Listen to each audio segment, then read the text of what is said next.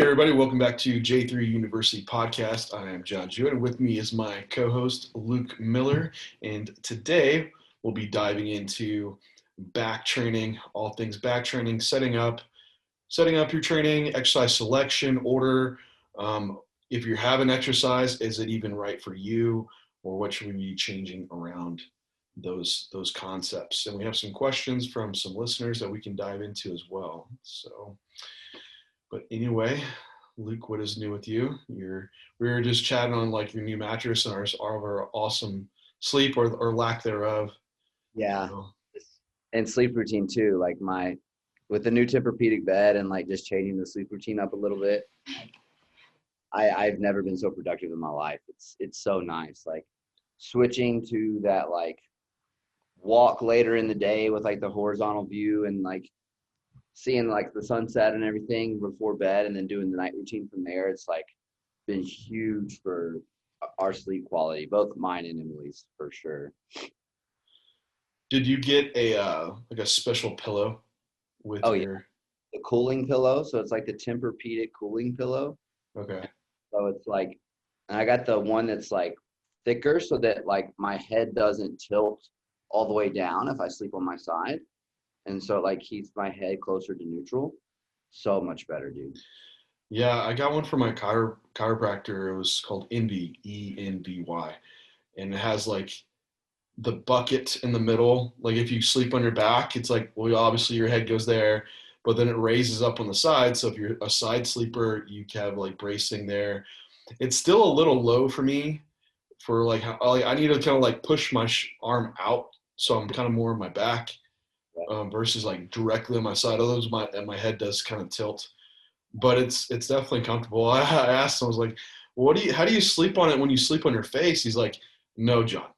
You don't. That is. We don't sleep on our faces. Like, don't do that. It's just not an option. Like, well, fuck, that's how I get really comfortable. so I don't know. I rig mine up to still sleep on my face.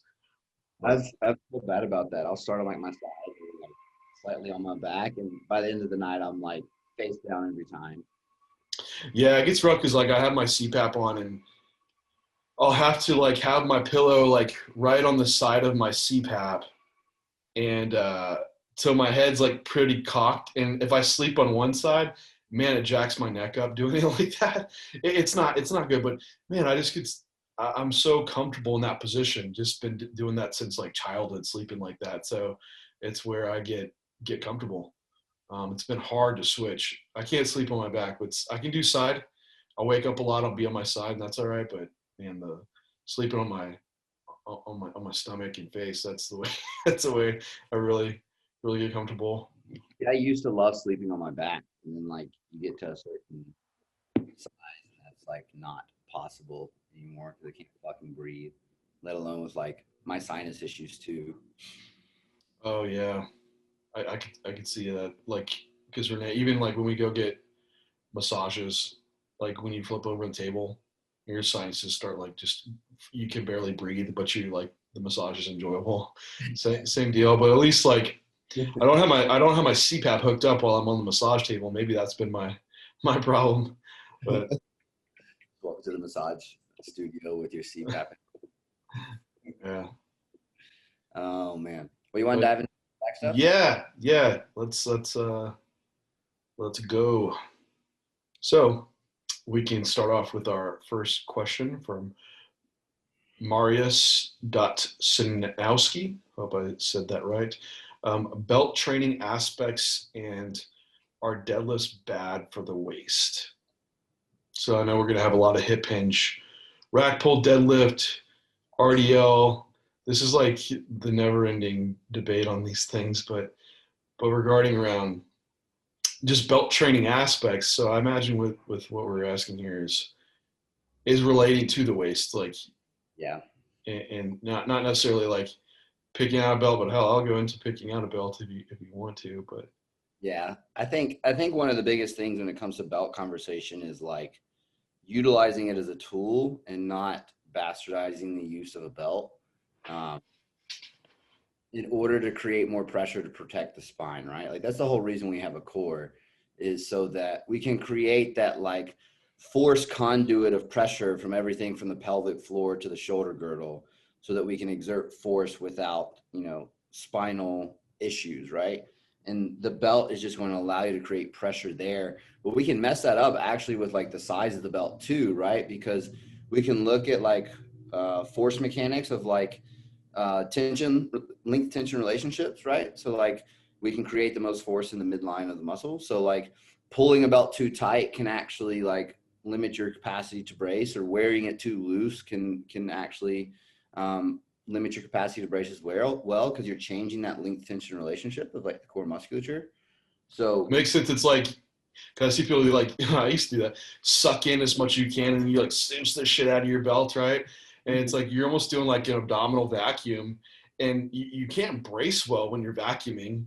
You can get your waist small, but that's not the purpose of what we're trying to do with a belt. We're not trying to do like, waist training and shrink your waist to put your belt on. So, there is definitely the right fit. Usually I'll have a contracted ab when I put mine on, and I have it should be tightened to where when you can push your abdomen out, and that's when you get like good tension in it, but also not so loose to where you can like go fully distended belly and then you don't have tension, or you just get it.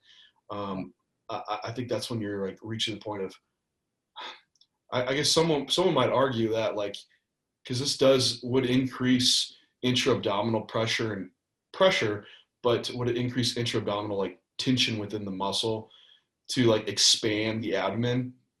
no. And I'd definitely say a no to that.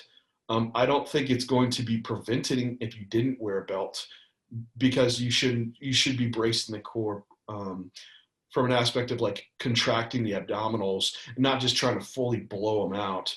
So you're trying to like bring some air in and have some type of pressure pushing out into the abdominal wall. I always thought of this old buddy I used to powerlift with. He like, putting the belt on is like making your fishing pole thicker. I was like, what? He's like, well, when you have a big fish on and your pole bends a bunch. I was like, well, yeah. He's like, well, with a bigger, thick pole, it won't bend as much, right? I was like, yeah, well, when you put your belt around you, it's like making your fishing pole thicker and you won't bend as much. I'm like, okay, that's really like bro simplistic, like thought process. But I guess it's kind of true. He's like, to lift the big weight, you need a big fishing pole. I'm like, right on, dude. Okay.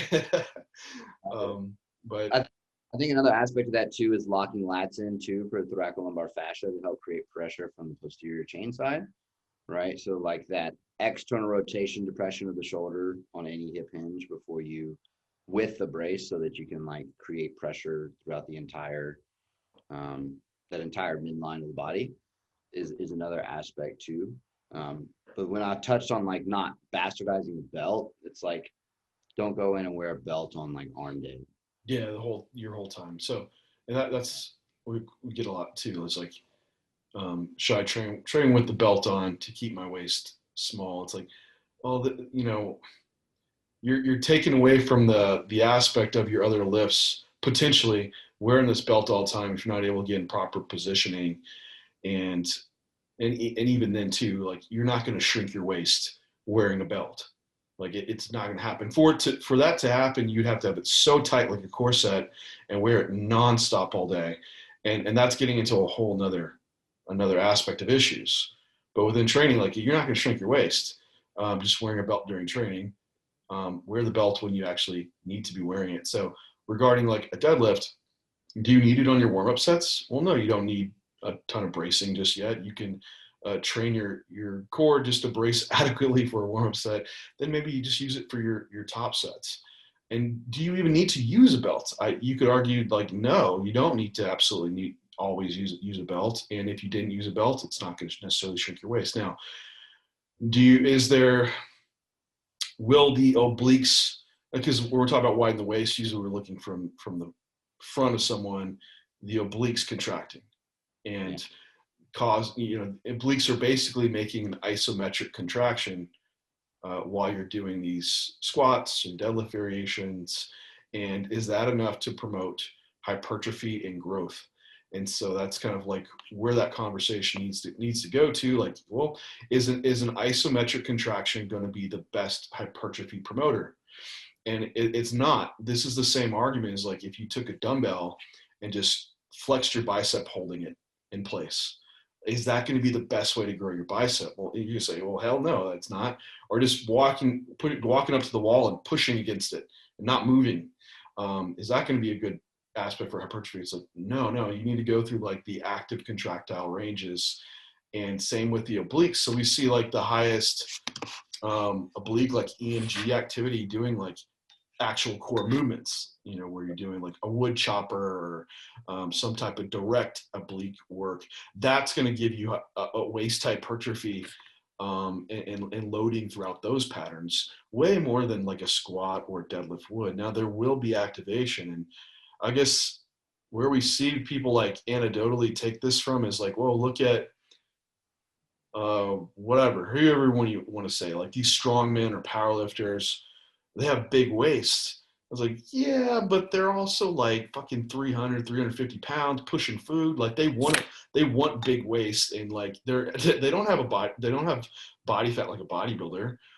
Also, look how much fucking muscle they have.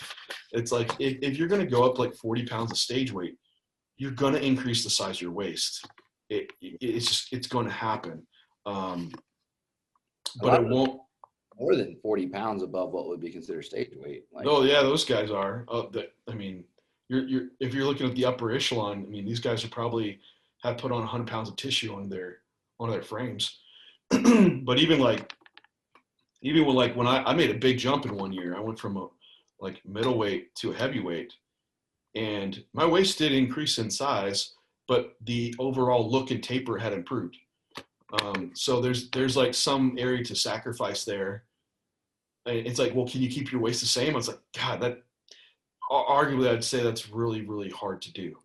And you can see this even in natural aspects. There was a study looking at weight gain, and I forget what type of, maybe they were rugby players or football players, and they were measuring like looking at cross-sectional areas of the abdomen and organ sizes. And even with the weight gain of these natural athletes, like organ size increased, just your gut size increased. You're a bigger person. You're going to need larger GI tract, larger liver, larger heart, larger everything. And it wasn't like a negative. It's just a natural increase. So if you're going up to a large body weight, your organ size is going to increase.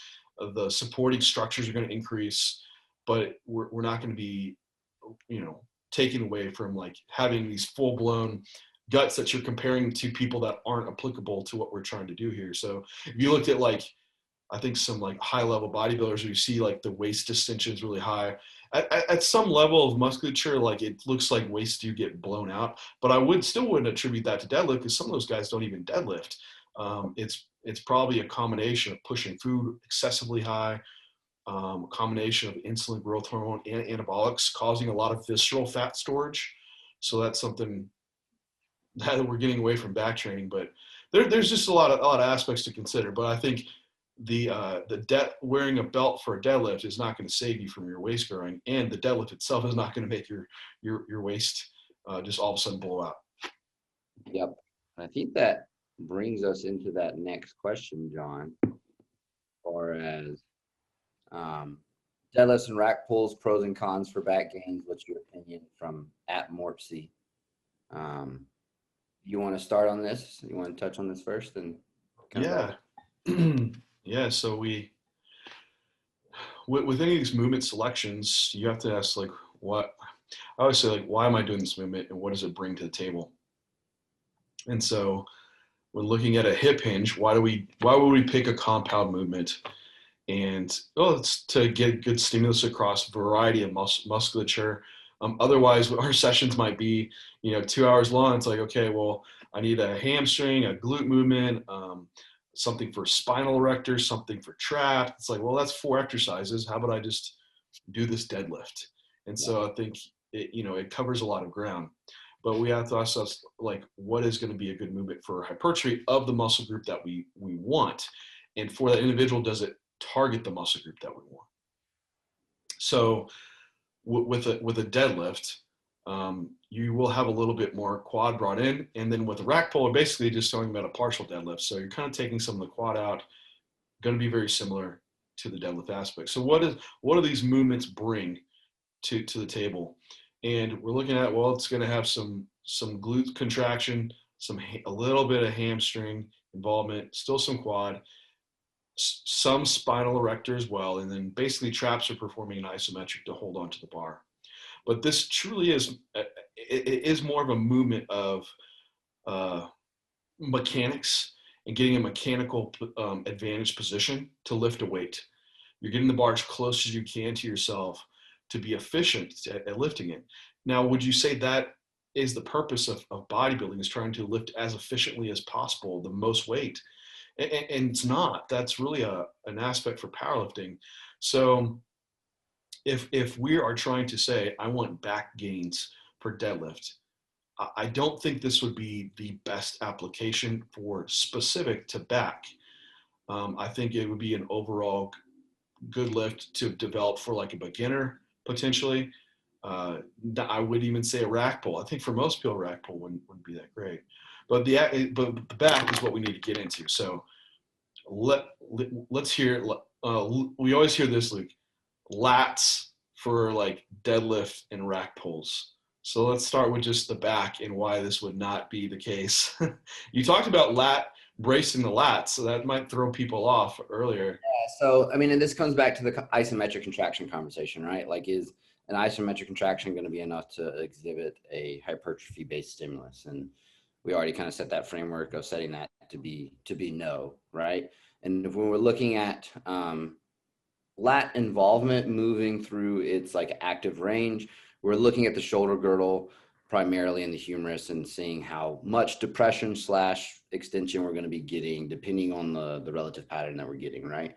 And any hip hinge pattern is not going to be moving through any significant degrees of shoulder depression / extension actively, where lat's going to be involved like throughout an active contraction.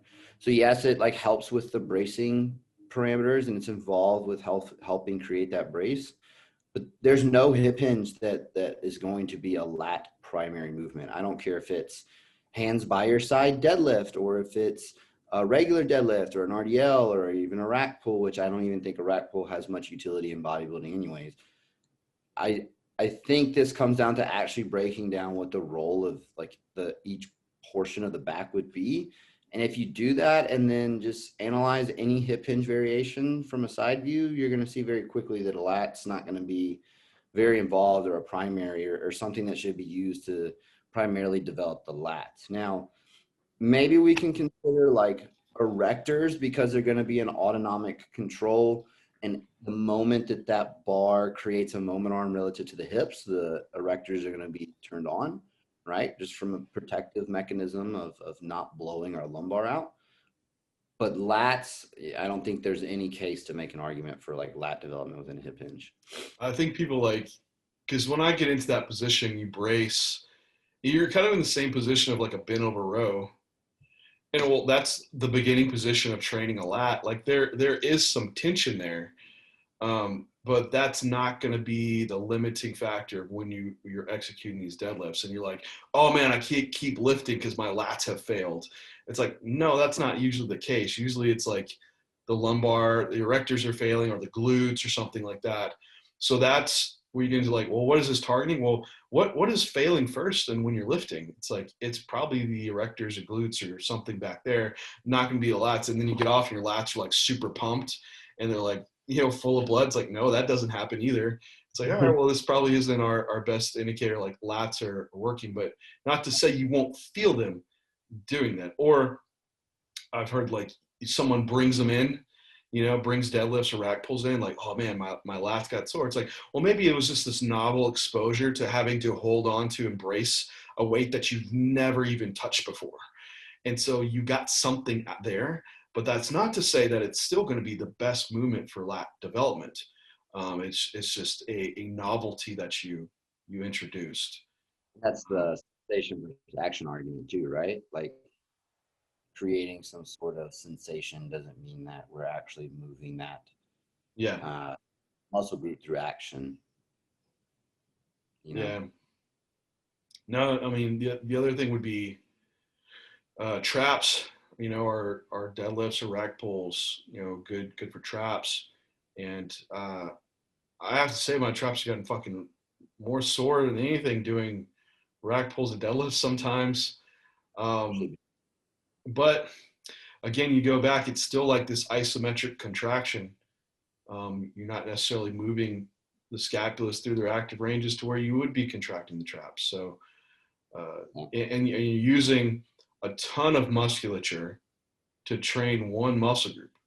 So it's probably also, it's not the most efficient way to do that as well. So I think that still goes into, hey, maybe if you needed, what do the deadlifts bring?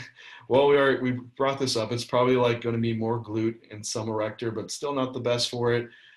But maybe if for like a secondary, like, hey, I need my traps suck too. Well, rather than like, all right, well, let's do a glute bridge for your glutes. How about we do this deadlift and you can secondarily also have a little bit of trap stimulus like that goes. But to say like, I'm going to deadlift for traps, it's not the best way to program. Still for traps, you're looking at moving through contractile ranges. So shrugs, rows, things where the scapulas are actually having to move. Now, I think it would have training like for the deep thoracic extensors. So let's say like, oh, well, these are your thickness movements, right? This is going to make you thick. It's like, well, let's like tear that down. And what are you really talking about here? Like what is getting thick? Like we know it's not lats because that's just more isometric. Traps has maybe, okay, some. I think you could make it an argument that you're going to hit your thoracic spinal extensors, those deep ones a lot, which you don't see those. They're below your traps and everything. However, if they do hypertrophy, it will have an appearance of giving some more roundness within the back. And your spinal erectors are still going to get hit, of course.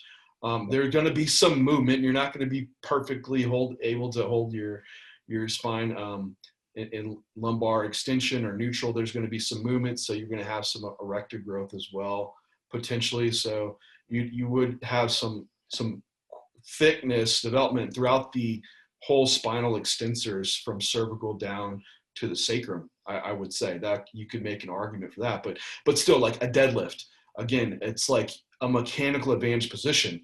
We can make something more challenging out of a hip hinge to make that happen. Yeah, for sure. So I'd say still for traps, it's not going to be your best bet to go with. Yeah, and especially like the more advanced you get, just the fatigue that's associated with the stimulus of using a mechanically advantaged position is probably not overly worth it. Like, because like it is so global in stimulus, it's like not as direct to anything really. Like that conventional pull, like it's some quad, some glute, depending on relative knee bend will tell you how much hamstring's involved. And then, so it's never really like a full on direct stimulus for anything, which, you can make compounds like rather direct stimulus across most muscular groups. And this is where you start pulling in like RDLs and things like that to probably be a little bit more accurate with your programming when it comes to programming a hip hinge, but still get the benefit of like the necessity of erectors and everything along those lines on that secondary piece. Yeah, I would just scrap rack pulls like from bodybuilding. I think you can make an argument for deadlift out of someone that's like a beginner that needs that global stimulus. I think a deadlift is it's still a pretty technical lift, but it's not, I wouldn't say it's as technical as trying to teach someone in RDL. It's definitely more a complicated lift. But so if we were to program something as a hip hinge for back, what would be the go-tos within this and kind of and the why? I think my point being here is that there's not a hip hinge you would program for back. Okay, and there we go. Like it's just, it doesn't make sense. Like there's no portion of your back, and it might help if we like just run through basic like attachments of back musculature midline out, right? But well, so like because someone I think this goes into this next question really well before we like completely jump through is out at Outstanding Chris, and also Shade Waterfit asked about like the Christmas tree area, which you're kind of getting into lats, but the movements to develop the lower back, because this is what I'm going to hear about hip hinges, and that goes right along with our deadlifts. So Yeah. Would there's be a hip hinge for lower back development? I think no matter, I think you have to define like erector control first, right? So that Christmas tree you see is just thoracolumbar fascia. You're just getting lean enough to see a thoracolumbar fascia through skin, right? Erector control is on autonomic nervous system control, meaning that you can't sit here and actively think about contracting your erectors, right? The only way you're going to be able to contract your erector, like I can sit here and squeeze my pec, right? Consciously, but like on an erector, you have to force the mechanical position in order for them to be active, right? So you have to move into extension to create that moment arm relative to the load. So anything that creates that is going to help develop lower back thickness. So hip hinge would be one. You could argue most squat patterns are going to be one, minus maybe a hack squat that doesn't allow for that extension away from the squat pattern. Basically, any pattern that moves hips away from midline and forces a brace is going to require erector control to some extent. Now, is a squat going to be as much as a hip hinge? No. I mean, the moment arm is a lot shorter. But I think when you're looking at like erector thickness, just you're not going to be able to consciously like think about squeezing, and it's just like creating that capacity to control load throughout every portion of the end range and the positions in which they're active, which is going to be hip hinge as the primary thought process because it's the furthest moment arm, and then you can kind of move through other iterations, right? Like a Smith machine squat is going to allow for hips to move away from the bar depending on how it's performed, or like safety bar squat or anything like that, right? So I think people overcomplicate erector training. It's not that deep. Would you say like a back raise? Like a back extension machine? Yeah, like a back, like a 45 degree back extension would have this, because I see people do these on back day too, have application. I think you're moving into like just an inverted hip hinge, right? Like it's primarily glutes, hamstrings, and minimal back, but it will load it, right? Like just the force mechanics of it will load the erectors. So you could argue it. Like I remember, I love these videos. The Pete Rubish barbell back extensions. Okay, yeah. Yeah, like those, they're pretty brutal. But again, it's probably, if you do it right, primary glute ham, like think like straight leg deadlift, RDL type of a sensation or action. So it just Still in those, like if I'm doing a 45 degree back raise, like it's usually a ton of glute, and then if I'm to load heavy enough to where to challenge my erectors, I don't feel safe. No, I don't either. In that position anyway. So I think the point here is, if you're trying to program erector training, the movements that do it really well, for to give you the least mechanical advantage, is probably going to be some form of stiff leg deadlift or an RDL. And so where would you program these? Well, then a stiff leg deadlift and an RDL are going to hit the glutes and hamstrings a ton. So this probably has the most application into programming on your leg day. Not to say you can't do it on a pull day. You can. Just know there's going to be that crossover. So if you're going to have it programmed on your pull day, you would also need to be aware, like, are you training legs the next day? Are you squatting? Because you're going to also have some fatigue going into your squat pattern. So it just depends on how you want to set it up. But don't use your hip hinge as your lat development or your trap development movement, because if anything, if you need that back volume on back day, that movement's going to be so fatiguing, it's going to take away from the work that you could be doing to actually build your lats and traps. It might have, and you could argue this, I see some people put a hip hinge, like an RDL, at the beginning of a session, which I understand that because it's a technical lift and it requires a lot of skill set, but at the same time, you're going to generate a lot of fatigue. Then going into, if your back really does suck and you need lats, you need traps, all the movements before that fatigue accumulation is going to make all the sets you do afterwards, your rows, your pull downs, will make it less effective in contracting those muscle groups. So you need to think about like whatever you want to train and get good at and build is what you should train first for the day. So if it's lats, well, it's going to be movements that train the lats, like pull downs, etc. Not your hip hinge just because that's a hard lift. I want to do it, get it out of the way. Then the other argument is putting at the end of the workout, which I could see that if it's not like this primary area and you want a little bit more hand glute work. The caveat to that is that it's a technical lift and that you might not have as much like fine motor control and could run into like, some issues of injury possibly. So maybe that might be an argument of like moving to like some type of like good morning or like a hack. Like I like hack good mornings. Like you'll have some erector loading and some glute ham. Again, I don't think that's the most efficient way to program, but that's, I think, would be a better option than if you have issues with doing an RDL at the end of a back day. But again, our whole point here is that these hip hinges have a high focus on hamstring glute work. So program them where you need your hamstring glute work. And secondarily, they will also be training the back. Yeah, I think this is a last touch point here. Spreading your back session as far away from your hip hinge day as possible will help with the quality of your back work as well, right? So like moving from like having like 3 days removed from hamstrings to your pull day, so that residual like capacity to hold that isometric contraction, if there is any soreness sensation, doesn't take away from your output on that following back day too. It's just like a final piece on that. So here's would be one. So if it would be worse for your hip hinge day to be right before your back day, or your hip hinge to be right after your back day? The first answer to that is, what does the client need more? But we want back, Luke. Back. So if it's more back, I would prioritize pull before, so back training before the hip hinge. Just because, like, I mean, if one's going to take away from the other, you can't have, at some point during a program, a movement's going to take away from a movement later in the week. And if back's the priority, you always just like resort to priority principle and just give it the priority, right?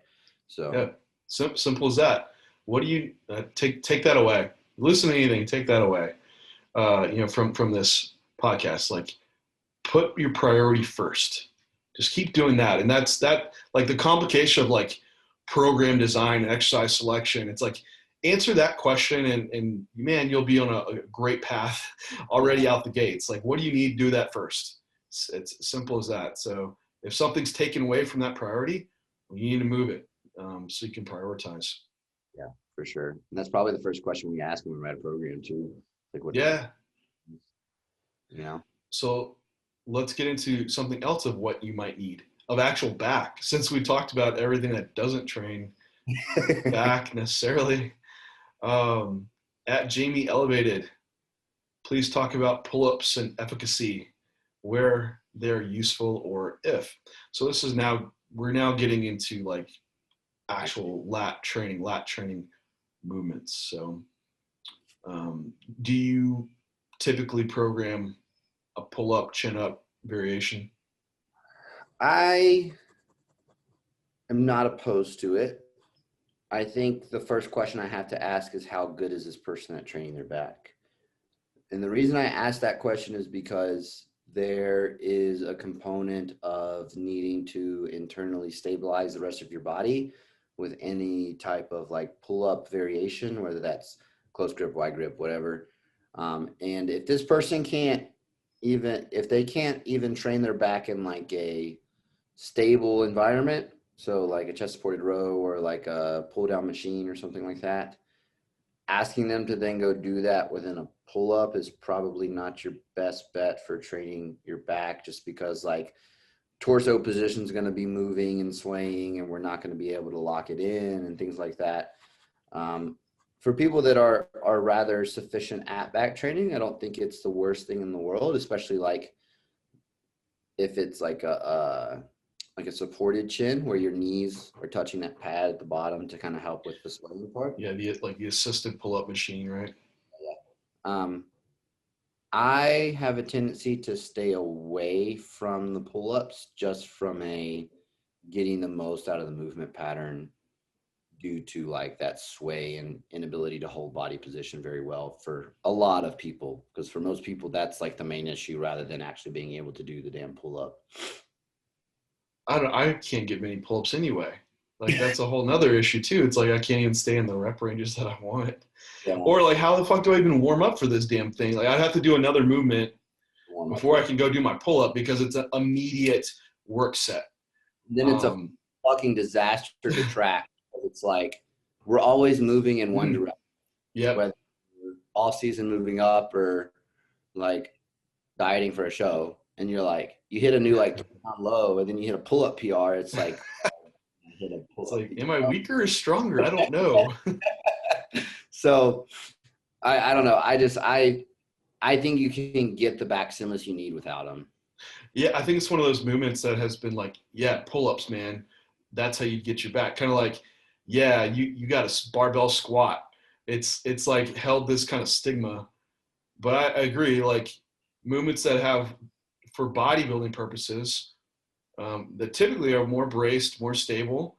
You're able to direct that tension where you want it. You have less contributing musculature. But when you're up in the pull-up position, yeah, you're swinging all over the place. Unless it's assisted, you have a little bit more bracing. Yeah. But then at the same time, it's harder to control like where your elbows are moving through. Are they flaring out? Are they tucking in? And then if you really, really want to focus on like tucking in and hitting more like low lat fiber, you kind of need some slight lean back the whole time and to be able to tuck the elbows. And that's a pretty challenging position. I think as a beginner, that would be hard and it's technical. But then as you move up to being someone advanced, it could be hard as well, just because of maybe your body weight is now climbed. And then even the start position, you're basically dangling straight down, which you really don't have great tension onto the lats when you in that position.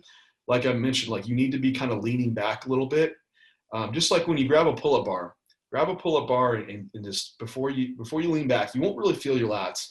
Then you lean back like 15, 20 degrees and you feel like, oh, there's some lat tension. Like that's where the lats really start engaging. So in a pull-up, it's hard to keep that, for one, the mind muscle connection, but also just load the lats. And then most people aren't able to get the full range because it's just fucking hard. The hardest part of the lift is getting over your chin, like over the bar, when the muscle's short. So I can't get on board with pull-ups unless for some reason you need to go to a pull-up competition and that's your thing. But for bodybuilding, I don't think that's going to be the best way to do it. I think it'd still be doing pull-down variations. Now, the only thing I will use a pull-up bar for is for loaded stretches at the end. I do see the utility in that, but I mean, there's a lot of ways to do loaded stretches and let's not go down that route. But just to save face and give the pull-up something in its benefit, right? Like doing a loaded stretch on like a close grip pull-up bar can be pretty beneficial towards the end.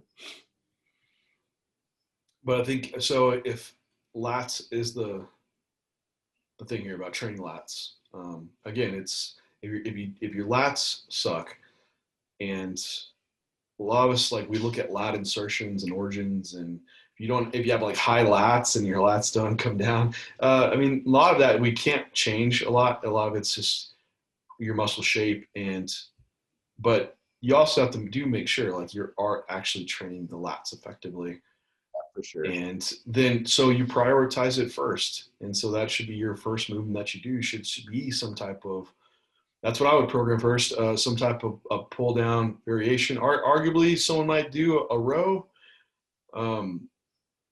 You would train, because I guess you can make an argument that for a row you could train it more in the shorten phase. Maybe you can build that connection well and then move on to like your pull down, which is more lengthened. But I think that's still getting more too complicated than it needs to be. I would still lean more towards picking the movement that takes the lat through the fullest range of motion as a primary. And so a pull down, if your lats are great, I think you should always be starting with a pull down variation and then moving forward from there. And then what type of pull down variation would be best? Well, I would say one that keeps the elbow tucked tight to the body and in, because as that elbow flares out, you're going to start moving up the back of what you're training into the teres major, more trap involvement to get the movement going. So it would definitely do, yeah, some type of neutral shoulder width pull down, in my opinion. Yeah, for sure. And the shoulder width part is probably the key part there, because once you start getting into that narrow grip handle that's inside shoulder width, you unbeknownst, like without trying to, you flare that elbow again, right? Yeah, you're flared out and you're using a ton of like internal rotation to get it. And a lot of people, you see people as they pull down, they have to like crunch to like finish the movement, which Yep.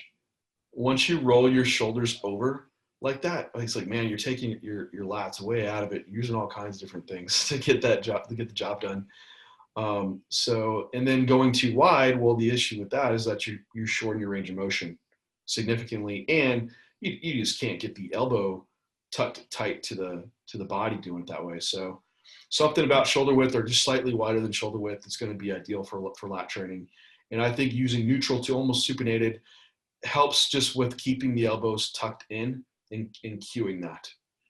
Now, if you had like really strong biceps, you could pull a lot with the biceps, but I think just keeping those cues of like driving the elbow down to hip, almost if it is supinated, pulling almost kind of away from you.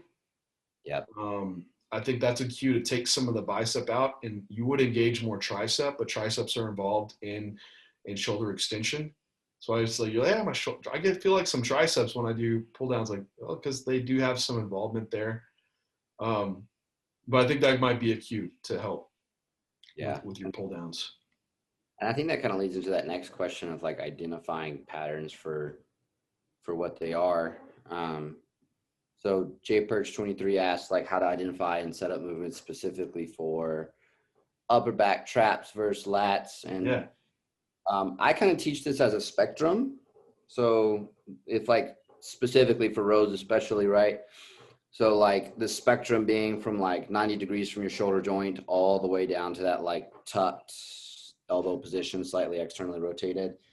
And like the more that elbow's tucked, externally rotated, and we're moving that shoulder down into depression as we extend, it's going to be like a lat primary. And then the more that elbow starts to move up the spectrum of degrees and we get a little bit more scapular action, we start to remove lat involvement and start to bring in some of the things that are involved with like that scapular retraction. So like rhomboids, traps, things like that. And then torso position can also influence this, right? So like if we can get that elbow tucked into like a slight forward lean, we can probably bias a little bit more depression of that shoulder. Maintenance of thoracic extension with the higher elbow can prioritize that scapular retraction a little bit more. And then just altering that according to like how much of which one you need, right? So the common one you see is like this 45-degree pronated grip where the elbow path ends up being like 45 degrees, like neither high or low. And you could probably make a case for that, like touching pretty much everything, right? Like, because it's going to be retractionary off the get-go. And then as you pull down into that 45-degree position, it will depress the shoulder. So it'll be like more that like mid upper lat fibers alongside like lower trap-ish type of a range. So it's just prioritizing like what portion of that spectrum you want according to what portion of the back you want to train, in my opinion. Yeah, I remember Brandon Ray. He always had like these great IG posts and explanations. He's a very thought out bodybuilder. He simply stated it as like whatever back movement you do, wherever your elbow finishes, that's the part of the back you're training. It was simple as that. So if your elbow's finishing like low down by your lower back, you're probably training lats. Or as it moves up, you're finishing more like nipple level. Well, you're hitting more like mid to upper back. And then if you go even higher, well, it's probably just more upper back. And that's like the simple explanation. But it's pretty much right. I mean, wherever your elbow finishes is what you're training. So you can prioritize different movements. I think the row is the one that has the most versatility because you can do it all kinds of different ways for what you want to put emphasis into. Sure. You can keep your elbows tucked in a narrow grip, a supinated grip, and have hit a lot of lower lat, or like you're saying, having that kind of like 45 degree. You're kind of like just hitting. It's like an overall back development. You're going to hit lats, traps, rear delts. I mean, everything's going to be working. So like, and you have to brace with your spinal erectors if you're doing like a bent over row. Not that that's like our primary target here, but they're gonna work. So I think as a beginner movement, a bent over row be great. People still do them as advanced. There's nothing wrong with that either. It's just what do you need? Um, so I could see someone programming it first, just as someone that's like, hey, I just need overall back. And it's like, okay, well, let's do something that just hits overall back.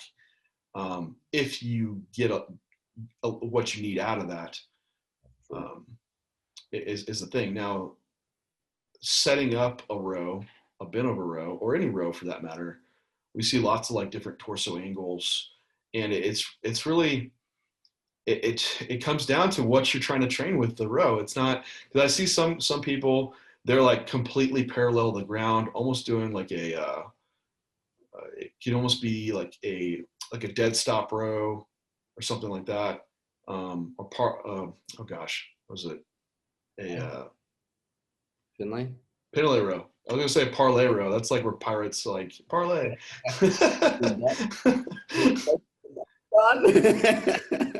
Oh man. Yeah, or like 45 degrees, like a Yates row, Yeah. Which I've seen arguments for like, well, if you're staying at 45 degrees, the lat's not going through a full range of motion, so it's not gonna be a great lat builder. But when you're at 45 degrees, you can lift a lot of weight, and then it's probably a little bit more mechanical advantage to get the lat short, just depending on positioning. Um, I think the argument has to still be like, what do you want out of that movement for what you're trying to do? I think there's some happy medium ground there. Going too upright, it's not gonna be a great lat movement. It's gonna be a movement of just, I can lift a lot of weight like this, and that's not meaning you're getting a lot of great lat contraction. So probably staying bent over enough to not until your row is turning into having to flare your elbows out because your positioning is so over the toes. I was about to say face pull. Yeah, because your tendency to do with a row is like pull it straight up. And if you're doing that, if you're completely bent over, you're going to be more of an upper back movement. It's very hard to have that arch and row back into the back like that for lats. Yeah. You can do it, but your loads are going to be so low. Not that that's an issue, but it just depends what you want out of the movement, right? Yeah. It's interesting. I think back training could probably be the most debated training out there. There's just so many moving pieces, right? You have like the pieces that attach on the outside of the scapula, and then you have midline, and then you have humerus relative all the way to the like sacrum, right? And so it's interesting about like setting all of these up. But I think when it comes to bent over row, like push come shove, like slightly more than 45 degrees of torso tilt with that 45-degree elbow path is probably your biggest bang for your buck. I think so too. I was just thinking that. I was like, man, to be completely parallel with the ground and trying to hit lower lat. I was like, I think we have a better movement to do lower lat. We just talked about it. It was doing a pull down. So let's not try to turn this into like a pull down. Let's just make it for what it's best at. And that's going to be hitting like some lat, some teres major, some trap, and have that arm path kind of be flared out a little bit, but not completely flared out at 90 degrees. I think you're definitely right about that. And I think as like a last piece to this for those guys that are like the bigger bodybuilders on here, a lot of times learning to train a lat requires bilateral training. I know we had a question about unilateral versus bilateral. I just didn't write it down. Oh, right. But using unilateral movement to train the capacity to train a lat will carry over into your bilateral movement patterns because you'll learn that like contraction pattern a lot better. And just being wider individuals, like having something unilateral, you can align everything so much better. Like, especially like on a pull down, like I have people who train in gyms that aren't like the best equipped gyms in the world. And it's like the only close grip handle they have is the little like 2-inch, 3-inch wide close grip neutral grip, right? And it's like, Yeah. yeah, that's like not lat. And so getting them with a D handle, scoot over on the bench on the pull down and align that like shoulder to hand to elbow, just like pays so many more dividends. And it's like they can actually train the lat according to that shoulder depression in that slightly arched position. Yeah, I agree on that. I feel like there's getting some misapplication within those because I see people do them. Like, would you have other equipment that would be better to do it? Because it almost gets like the pinky up dumbbell twist, and I'm here, and I'm like have this tiny weight. I'm like, you barely get a contraction. It's like I think it has its place, but it shouldn't be like your primary ways to build muscle. Um, it's like, well, John, I could see this question coming up. Like, well, I just can't feel and activate my lats when I do a pull down. I need this like little pinky turned up and twisted on a bench, and I'm squeezing my lat like this. It's like, well, that's fine. Why don't you do that as like an activation movement, something that doesn't like overly fatigue you? Then go do your pull down, and like it's as simple as that. Then at the end, you could go back to your pinky up twist and have that be more of your higher rep work. Metabolic stress or whatever you want to call it. But but I completely agree. Like if you don't have the equipment set up to get in the right position to use that muscle group, well, you need to figure out a way to do it, right? And sometimes the unilateral using single arm is a lot better because I've had even doing a barbell row, my like wrists and forearm positions, like I just don't want to get in the right angle. A lot of times I'll do dumbbells because I'll do like a dumbbell bent over row.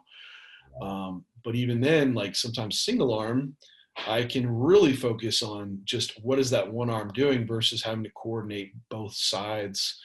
So I think that's when you get a lot of like, hey, still keep this simple. Like, what's your priority? Put that first. The movement that you pick, is it doing what you want for that priority?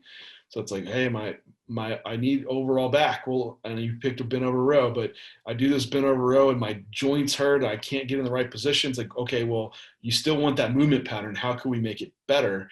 It's like, oh, well, maybe a dumbbell so you can move a little bit more freely through space. It's like, aha, that's your movement that you should be going with now. I think the overall theme here is like don't be attached to a single pattern. Be attached to what's actually happening with shoulder girdle, upper arm, and what that looks like within whatever pattern you're doing. Man, that has been such my like downfall sometimes. Because I'll get into this like old school, just like my vision of what bodybuilding is was like this Yeah. early 90s, like we slang heavy iron and barbells, and it's like I just want to do some like barbell work, but then I do, it's like, man, this isn't the best movement for me. Like I don't feel my back, and that's been my trouble area, has been back, and I have to get like more pinky dumbbell up with it because I just can't activate it. I have to slow it down, stupid slow, so I can actually use the muscle that I want. And then it's like, oh shit, like my back's pumped, and I'm actually I have some type of like tension, like connection there. And it's like, oh, I'm not doing these fancy, like these old 90s, like look badass movements. It's just not visually, it's cool. Right. But it's a battle because you just want to go there with it, right? Or I want a heavy deadlift, dude. It's like, is that a good idea? Probably not. I just want to pull 700. It's like, is that going to be good for your longevity in bodybuilding and building what you need? Like, no. Okay, don't do it. You're squatting. I have like had this desire to like just put a fucking bar on my back for the last like 6 months.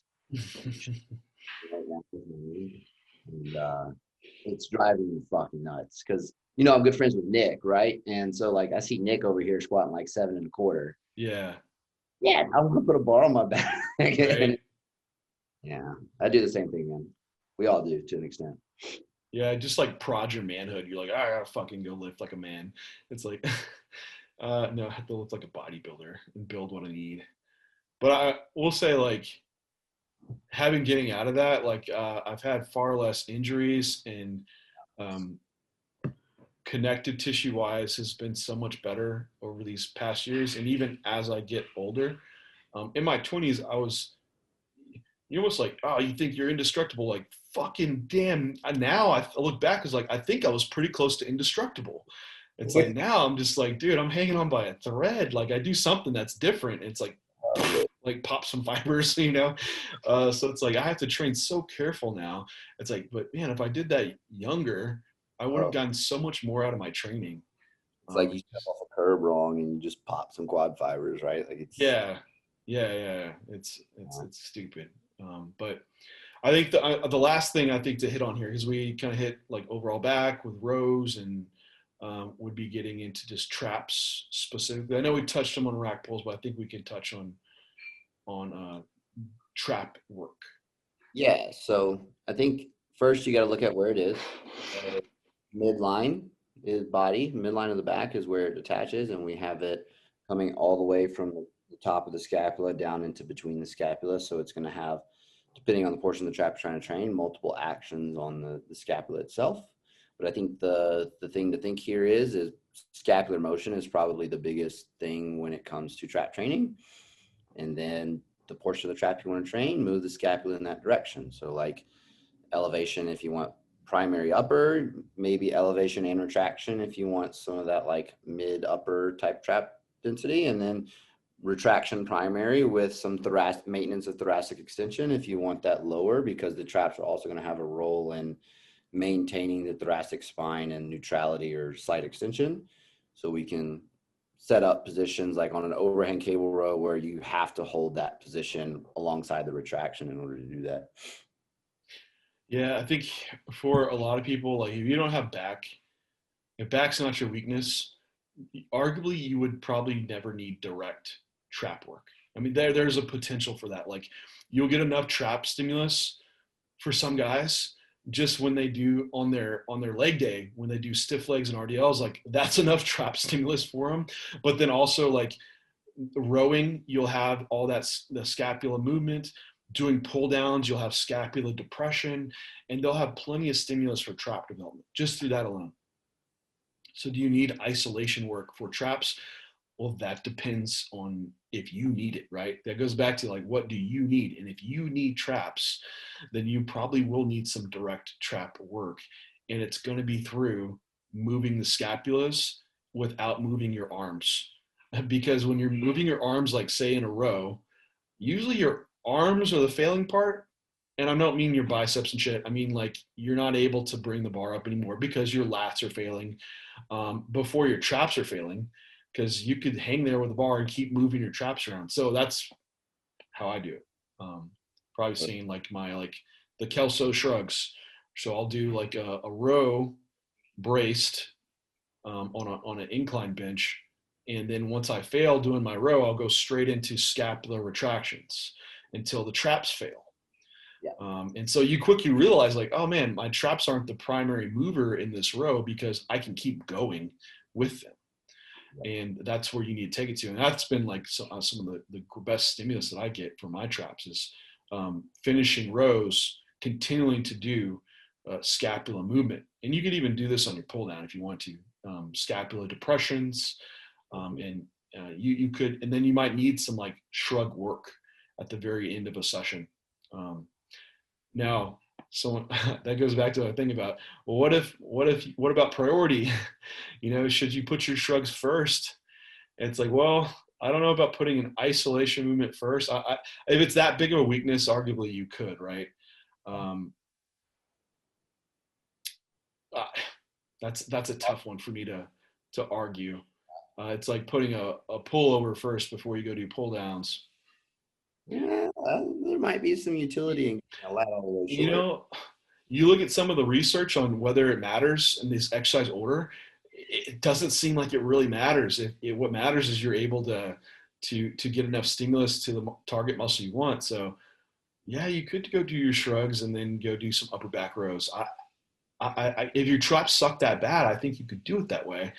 I would still do it like do an upper back row first and have it go into some shrug, or do an upper back row and then do your shrugs right after, then go into your lat training. And I would maybe program it that way. That way, there's still a ton of priority, but also like it's likely you still want enough overall back development, so your trap work isn't drastically taking away from your back movement, and you want traps to be able to help stabilize and use them in your rows. So that was like my first thing is like, is this going to take away that much from the rest of my movements doing like shrugs first? It won't be that fatiguing. That's the thing. It would be more about stability and bracing. I would think of the scapula, controlling the scapula for my other rows and pull down movements. Yeah, I think anything, it attaches to so much on that midline. It's like, I'd rather see someone get the most out of their major compound and just have that major compound be like some kind of overhand based chest supported row. Like I'm using that overhand prime extreme row right now. Yeah. That arcs into that upper back pattern, so I can actually get retraction in some scapular elevation. Yeah. With that row, and it's like perfect. And then I can go like a movement or two later, I can go do something for trap. Like it's just seems better when it comes to getting the most out of everything across the session. I used to use that hammer strength low row. That like kind of arcs up. I get to eventually like, I hate this thing. It's not it doesn't move how you mechanically want to move. So I scratch it, but it's the same kind of idea. Or one of my sessions, I'll start with that incline dumbbell row, where I can do the same thing with dumbbells, and kind of like they come back at 45 degrees, they kind of arch up so your scapula retracts, and then I can do my like Kelso shrugs. So that's that day. Then I'll move into all my other row movements. So my first like compound row will be my more upper back focus type row. Then I can like move down the back from there. Yeah, I think that's very accurate. I think, and plus like you can even add some trap work on other days too. Like it's not like traps recover so fucking fast, and they can handle a ton. So I think you could have your back day, and then like your day when you train legs and do your hip hinge, like traps get some work. We'll do some shrugs on that day too. That way you need enough volume, I think, like on a session. Yeah. So I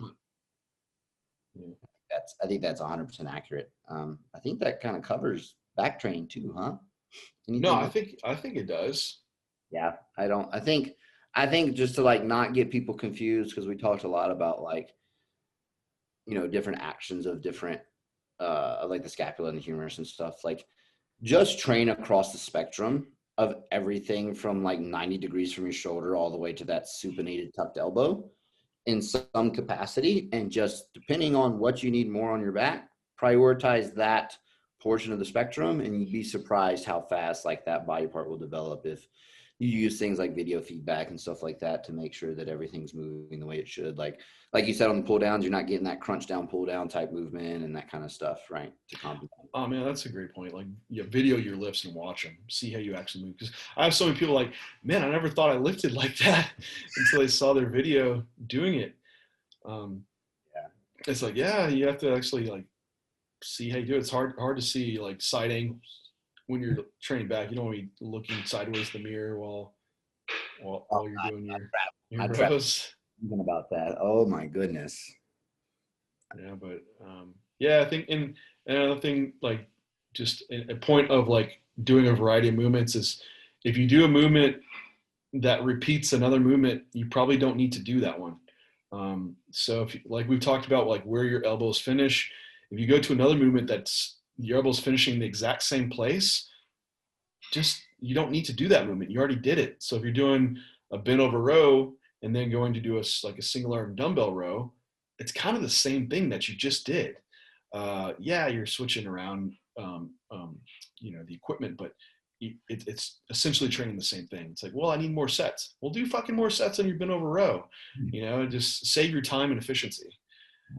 Or if you need more still, then throw it on another day. But I think that will wrap up our back training. Again, we always appreciate all the questions and listeners, and thank you guys for tuning into us and listening. Shoot us questions on Instagram to look at how your shirt on. So at No Switch Fitness for Luke, and at John Jewett 3, you can shoot us some questions and we can always address them on here. Like, share, subscribe on the podcast, guys, and that is J3U Podcast. Over and out.